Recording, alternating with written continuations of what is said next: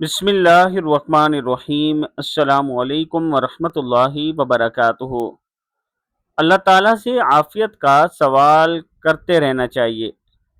نبی کریم صلی اللہ علیہ وآلہ وسلم صبح شام یہ دعا ضرور پڑھتے تھے، اللہم انی اسألک العافیت فی الدنیا والآخرہ، اللہم اسألک العفو والعافیت فی دینی و دنیای و اہلی و مالی، اللہم استر عوراتی و آمن روعاتی واحفظنی من بین یدی ومن خلفی وعن یمینی وعن شمالی ومن فوقی واعوذ بعظمتک ان اغتال من تحتی۔ اے اللہ، میں تجھ سے دنیا اور آخرت میں ہر طرح کے آرام اور راحت کا سوال کرتا ہوں۔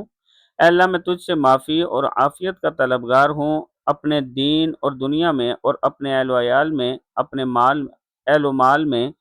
اے اللہ، میرے عیب چھپا دے، مجھے میرے اندیشوں اور خطرات سے امن عطا فرما۔ یا اللہ، میرے آگے، میرے پیچھے، میرے دائیں، میرے بائیں اور میرے اوپر سے میری حفاظت فرما، اور میں تیری عظمت کے ذریعے سے اس بات سے پناہ چاہتا ہوں کہ میں اپنے نیچے کی طرف سے ہلاک کر دیا جاؤں۔ صدق اللہ العظیم۔ اللہ تعالی ہم سب کو اس دعا پر عمل کرنے کی توفیق عطا فرمائے۔